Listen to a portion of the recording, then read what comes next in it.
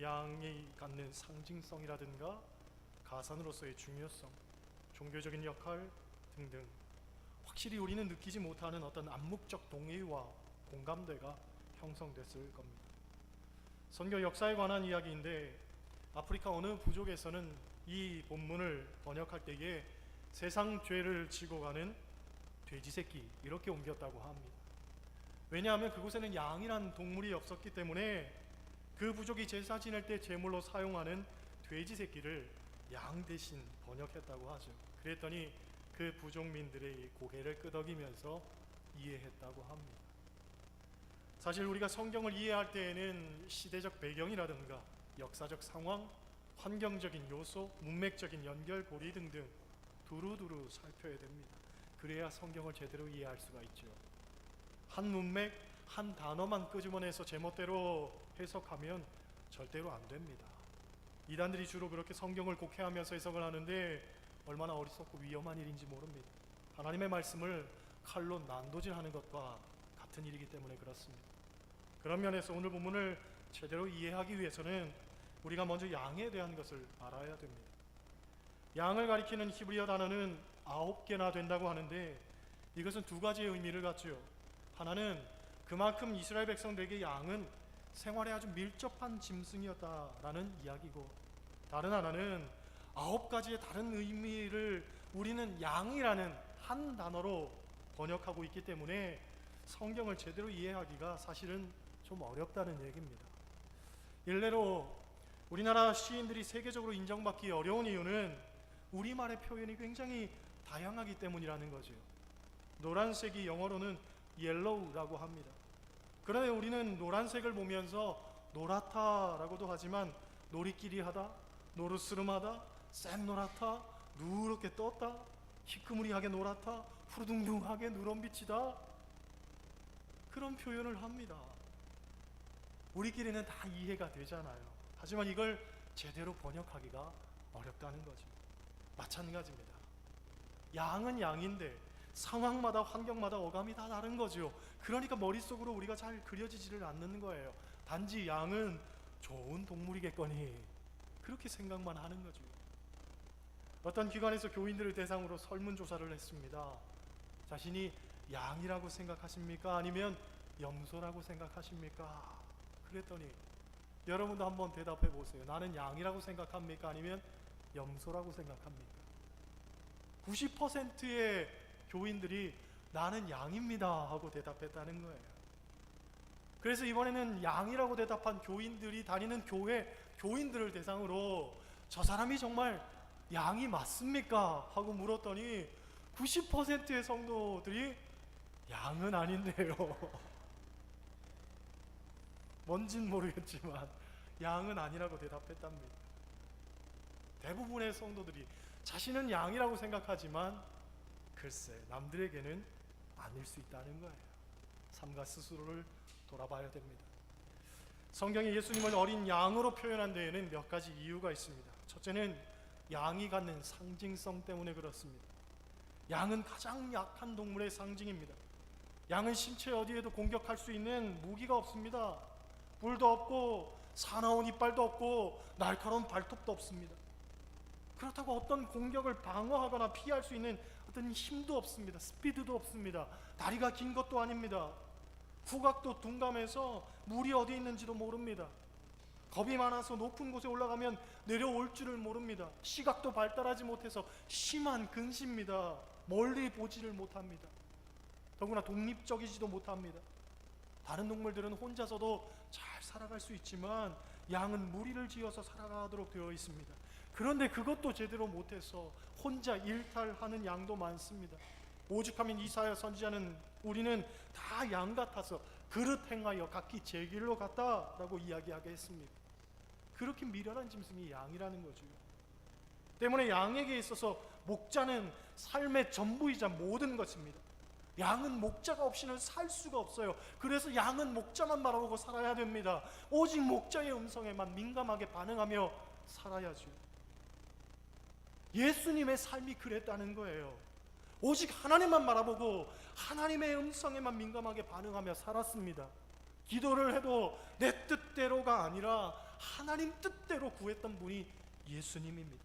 그래서 예수님을 양으로 표현을 한 거죠. 두 번째로 어린 양이란 유월절 양을 말합니다. 출애굽기 12장 5절로 7절 말씀 보면 이런 말씀이 있습니다. 너희 어린 양은 흠없고 일련된 수컷으로 하되 그 피를 양을 먹을 집 좌우 문설주와 인방에 바르고 13절 내가 애굽 땅을 칠 때에 그 피가 너희가 사는 집에 있어서 너희를 위하여 표적이 될지라 내가 피를 볼 때에 너희를 넘어가리니 재앙이 너희에게 내려 멸하지 아니하리라. 할렐루야. 말씀의 배경은 이렇습니다. 하나님께서 모세를 통해서 애굽 땅에서 종살이하는 이스라엘 백성들을 구원하고자 했습니다. 그러나 완악한 바로는 하나님의 말씀을 거절하고 이스라엘 백성들을 보내주지를 않지요. 때문에 하나님께서는 바로를 굴복시키시기 위해서 10가지 재앙을 내리시는데 그 마지막 재앙이 장자를 죽이는 재앙이었습니다. 이 장자는 사람뿐만 아니라 짐승까지도 애굽에 있는 모든 첫 것은 다 죽임을 당하는 그런 것이었죠. 이때 하나님은 이스라엘 백성들에게 죽음을 면할 수 있는 방법을 가르쳐 주시는데 문설주에 어린 양의 피를 바르면 그 집은 죽음의 천사가 그냥 지나칠 것이다, 넘어갈 것이다, 즉 유월할 것이다. 그래서 유월절인 거죠. 전설에 의하면 애굽 사람들 중에도 눈치가 빠른 사람들은 이스라엘 백성들 사이에서 전파되고 있는 이 이야기에 귀를 기울였다가 자기 집 문설주에 양의 피를 발랐다고 합니다. 그들이 살았을까요? 죽었을까요? 물론 살았습니다. 누구든지 그 피로 말미암아 구원받는다는 것을 상징하기 때문에, 즉 예수 그리스도를 어린 양이라고 선언하는 것은 곧 예수 그리스도께서 우리를 죽음에서부터 건지시는 분이라는 얘기죠. 누구든지 예수 그리스도를 믿기만 하면 구원을 받는 거예요. 유대인의 지혜의 책인 미드라시에 이런 이야기가 있습니다. 어떤 유대인의 가정에 어린 아들이 있었는데 그 아들이 자다가 일어나서 아버지에게 아버지 문설주에 양의 피를 바르셨나요? 하고 묻더라는 거지. 아버지가 말합니다. 그럼 발랐으니까 걱정하지 말아라. 그냥 편히 자라. 그런데 아들이 재차 묻습니다. 아버지 정말 양의 피를 바르셨나요? 자꾸 묻기에 아들을 데리고 와서 그것을 확인해 주려고 밖에 나갔는데 이게 웬일입니까? 자기는 문설주에 피를 발랐다고 생각을 했는데 문설주에 피가 발라지지 않은 거예요. 급히 양을 죽여 문설주에 피를 발랐지만 그땐 이미 아들은 죽고 난 다음이었다는 거죠. 여러분, 누가 구원에 대해서 자신할 수 있겠습니까? 나는 문설주에 피를 발랐다, 나는 예수 그리스도의 보혈로 말미암아 산다라고 이야기하지만 천만의 말씀입니다. 그건 내 생각이죠. 정말 하나님께서 인치시고 하나님께서 인정하시는 그런 삶을 살아야 됩니다. 내가가 아니라 하나님이 말이지요. 할렐루야. 세 번째로 어린 양이란 속죄 제물로서의 어린 양을 말합니다. 하나님께서는 이스라엘 백성들이 죄를 용서받기 위한 도구로 제사 제도를 만들었습니다. 이 제사에 쓰여지는 제물이 주로 어린 양이었지요. 양을 제물로 드릴 때에 제물을 바치는 사람이 해야 되는 일은 5가지였습니다. 먼저 안수를 합니다. 안수란 말은 히브리어로 스미하라고 이야기하는데 이 말은 기댄다, 의지한다 이런 얘기입니다. 안수는 자기의 권위, 책임, 죄까지도 다 전가하는 일이었기 때문에 단순히 그냥 짐승의 머리에 손을 얹는 게 아니라 자기의 체중을 다 실어서 정말 나의 모든 것을 다 가져가라 하는 의미로 안수를 합니다. 그 다음으로는 도사를 하지요. 여러분 생각해 보세요. 짐승을 죽인다는 것 얼마나 괴롭고 힘든 일이었을까. 낚시 좋아하시는 분들은 알지만 우리가 낚시를 좋아합니다. 낚시는 참 재밌죠. 그런데 낚시할 때 제일 싫은 게 뭡니까? 지렁이 바늘에 꿰는 겁니다. 지렁이 하나도 이거 잘라서 꿰는 게 징그럽고 무섭잖아요. 거북한데 어린 양의 목을 찔러서 숨통을 단번에 끊어 놓는다는 것, 이건 정말 쉽지 않은 일입니다.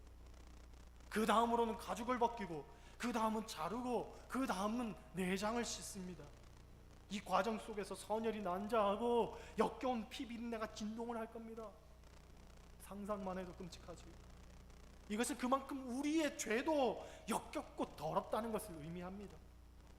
그리고 그런 죄가 사해지는 과정이 쉽지 않다는 거죠.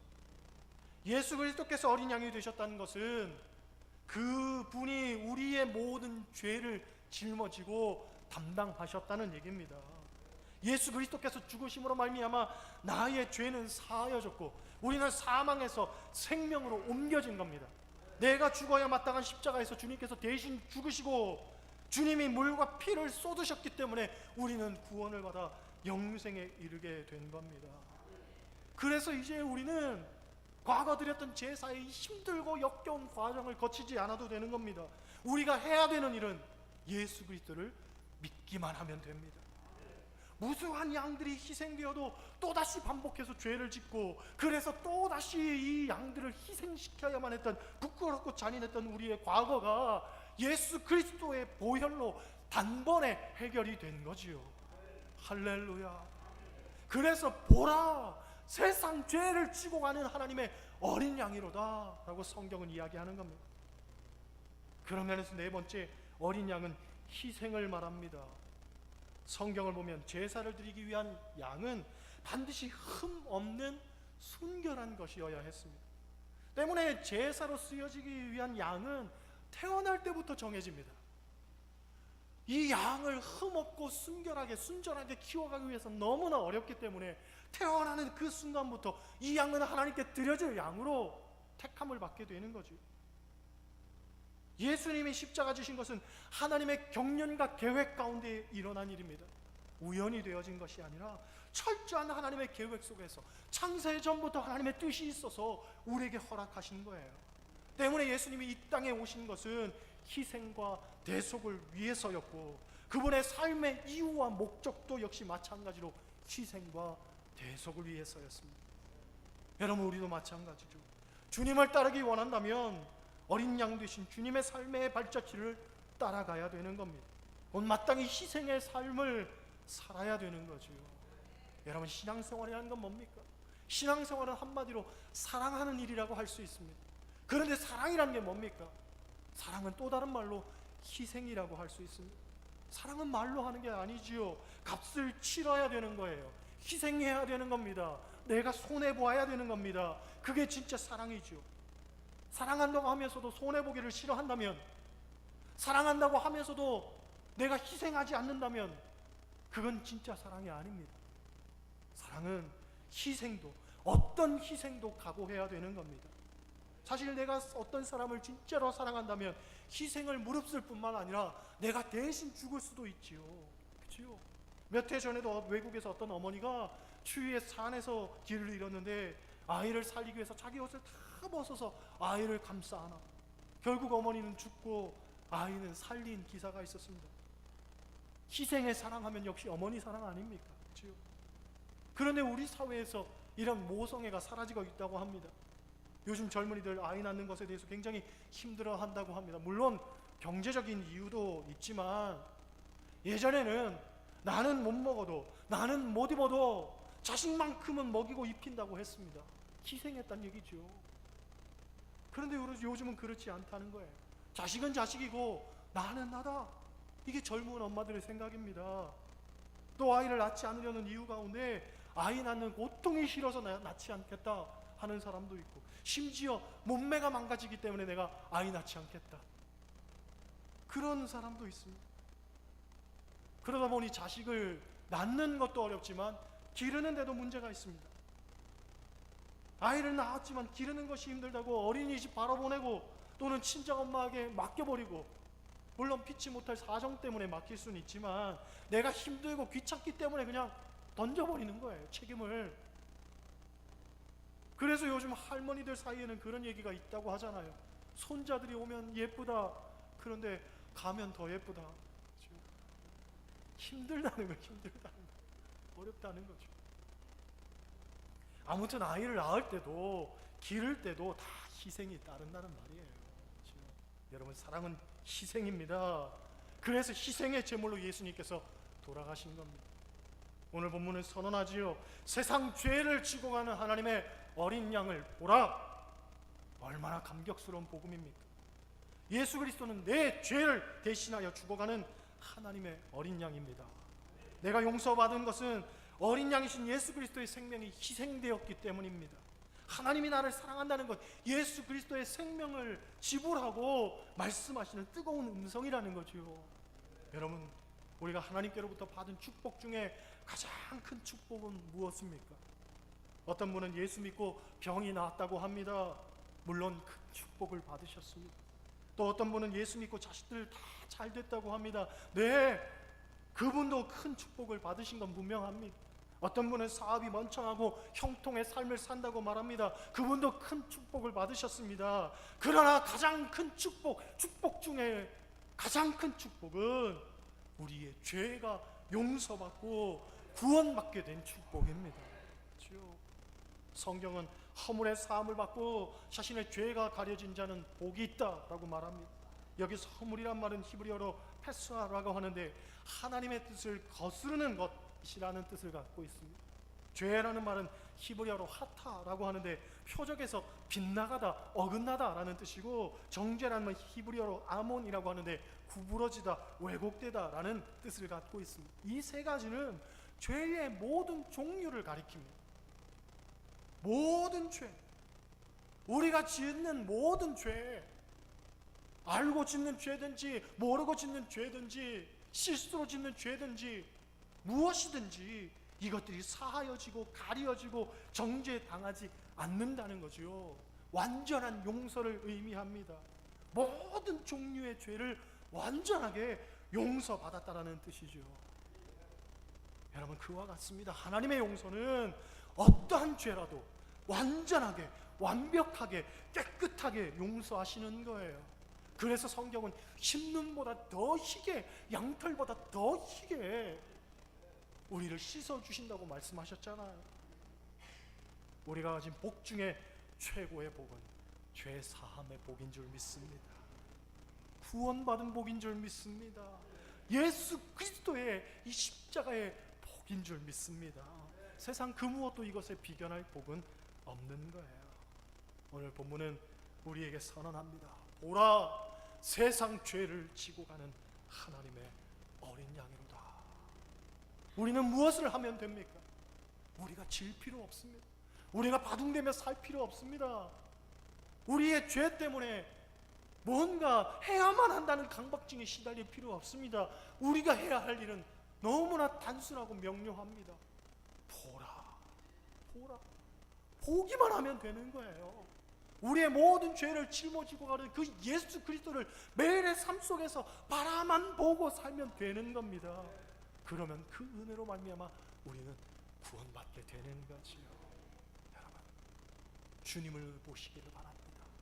우리의 죄를 짊어지고 가는 그 어린 양 되신 주님만 삶 속에 날마다 바라보며 사시기를 주님의 이름으로 간절히 축원합니다. 기도하시겠어요?